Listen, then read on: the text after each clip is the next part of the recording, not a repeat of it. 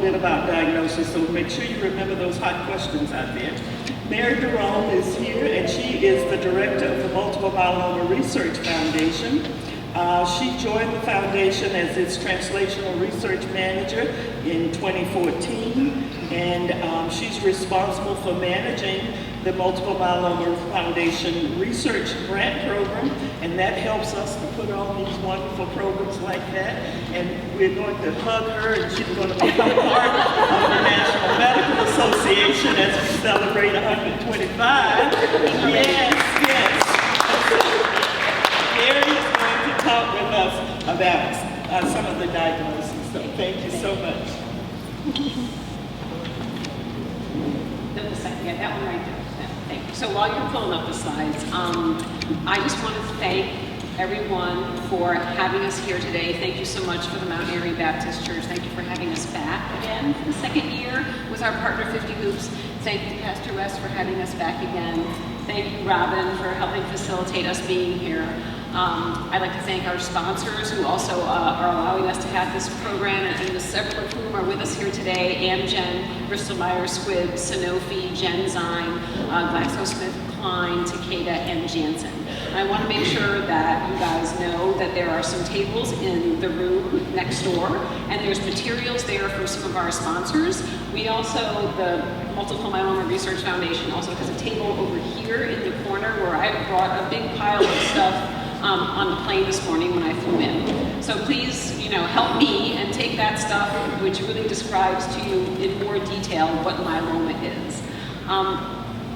And I want to explain to you a little bit about why the MMRF is here with our partner 50 Hoops to talk to you about multiple myeloma. So multiple myeloma is treatable, but in general it's an incurable disease, an incurable blood cancer, and it does strike African Americans more frequently than any other ethnic group. So there's about 32,000 people that are diagnosed every year with multiple myeloma in the US.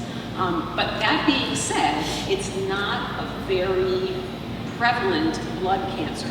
Those 32,000 people who are diagnosed every year are only like 2% of the total number of people who are diagnosed with cancer every year. So there's many, many more people who are diagnosed with lung cancer, with breast cancer, with prostate cancer, other types of cancer. So this means that if you are a myeloma patient and if you're experiencing some of the symptoms of multiple myeloma, your doctor that you're seeing might not recognize myeloma in you because maybe your doctor doesn't see many patients who have myeloma. So that's why we are here, and it's really to raise awareness of myeloma in the African American community. So not only are African Americans more likely to be diagnosed with myeloma, so 2 times to 4 times more likely than other ethnic groups, but African Americans can be and do tend to be diagnosed at a younger age as well. But there is some good news. There's some good news here. And that is that African Americans, although they tend to get the disease more frequently, the type of disease that African Americans get is somewhat less aggressive than what other ethnicities would get, right? So that means that your disease is a little bit easier to deal with than the disease of other ethnic groups. So, and what that also means is that even though maybe there's a higher rate of diagnosis in this community, if the African American community has available all of the treatments and the right doctors, then the outcomes of African Americans who have myeloma are as good or can be better than any other ethnic groups, even though you might get diagnosed more frequently. So what that means is that it's very important. Everyone should have equal access to equal treatments, and if that is the case, then your survival, the African American community survival of myeloma, will be just as good or better than everyone else's. So here is why we are here today. What we want to do is raise awareness in the African American community of what myeloma is and the fact that there is increased risk in the African American community to get this disease. And we want to make sure that people in the African American community understand and recognize the signs and symptoms of myeloma. And we want to urge you, as some of our speakers have already spoken about, that if you're not feeling well, and if you have anemia, you want to make sure that your doctor is taking into consideration that myeloma may possibly be the reason why. And talk to your doctor about that. It's very important to talk to your doctor, communicate with your doctor and your healthcare team about this disease. And along those lines, we want to encourage you to advocate for yourselves, right? You need to make sure that when you're going to the doctor and you don't feel well, if you're not getting the answers that you think that you need from your doctor, go to another doctor. And make sure that you go to a doctor and the doctor will answer the questions that you have for them and help you in the way that you feel you need to be helped. It's very important to advocate for yourself. And that's one of the messages that the Multiple Myeloma Research Foundation wants to bring to everyone in the myeloma community, to please advocate for your own care and make sure that your doctor is giving you the answers that you need. So now I'm going to go a little bit into some of the diagnosis of multiple myeloma. Can you just back up? So as we discussed, it can be a life-changing event, but the myeloma community has made great strides over the past few years in this disease. There's a lot of very effective treatments, a lot of new treatments out there that are really helping the patients in the myeloma community. So myeloma, because of these new treatments that we have that are so effective, is almost becoming more like a chronic disease, and people are living with it for a long period of time while staying on treatment. So that's actually good news for everyone in the myeloma community.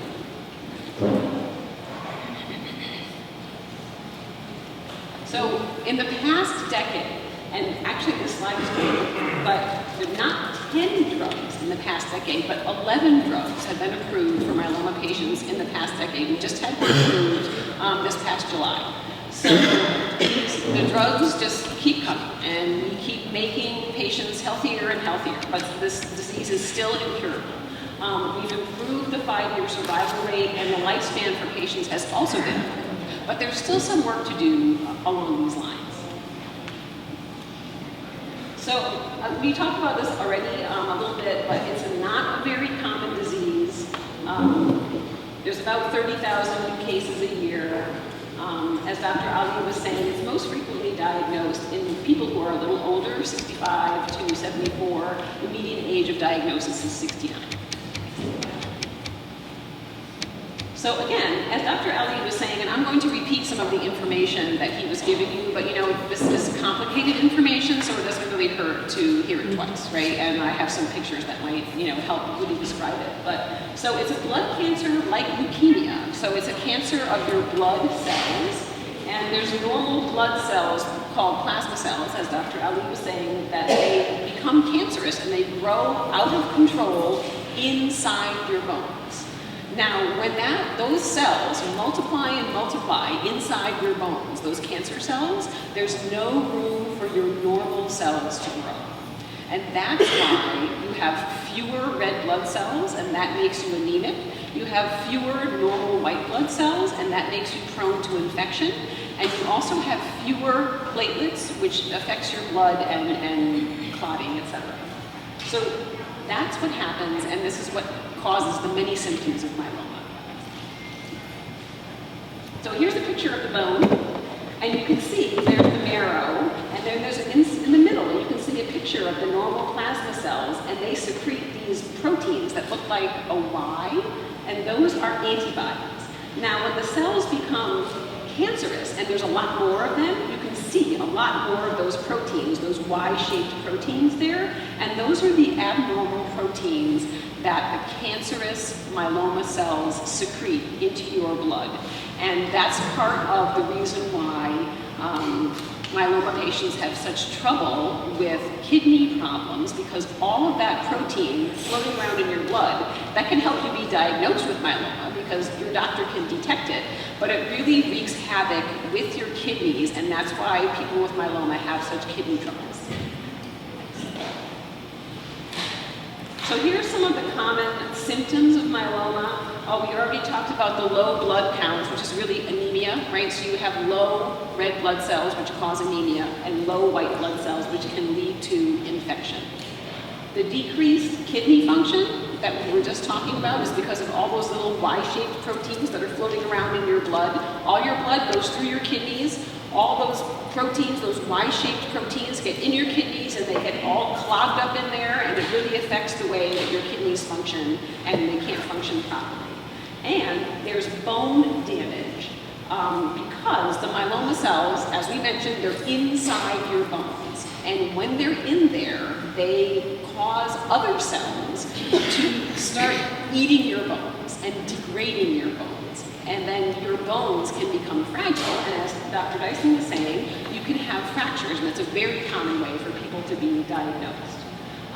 But again, it's difficult to diagnose this disease sometimes. And even, 10 to 20% of patients who are newly diagnosed with myeloma don't really have any symptoms at all.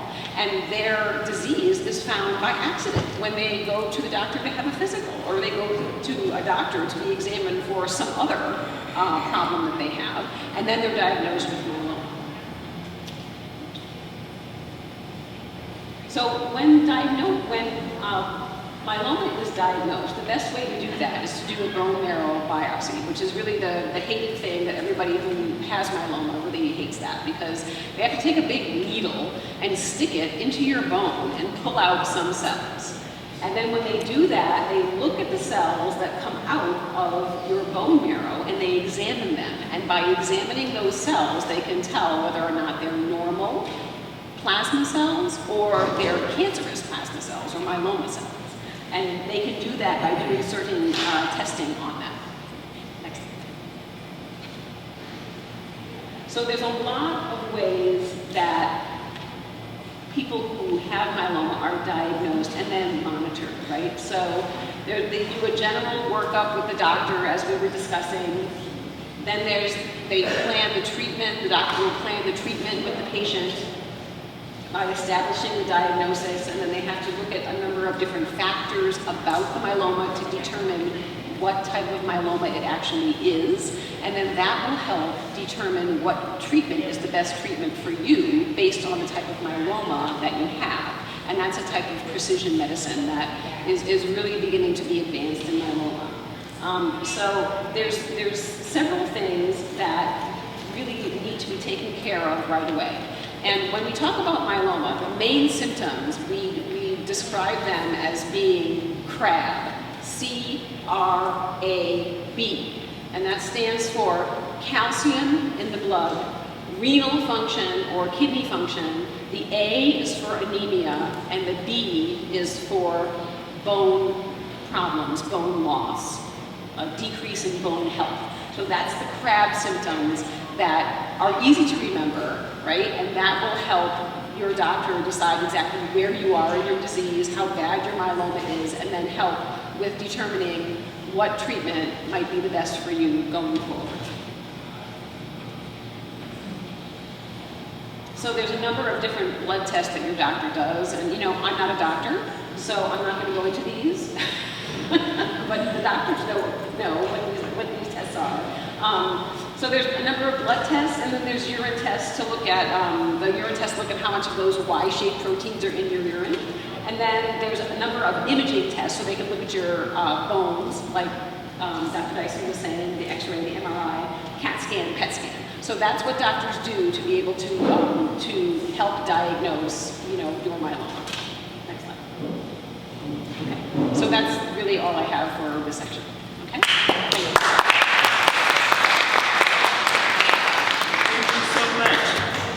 Now, just before, we're not going to ask questions now. We have another doctor that's going to speak with you, and then we'll have some more questions and answers. But Dr. Kelly is going to come back and tell you about that survey. We don't want to forget that. That's really important. Thank you very much, Dr. Brown. And you just look at your phones or take out your survey in the packet. It's not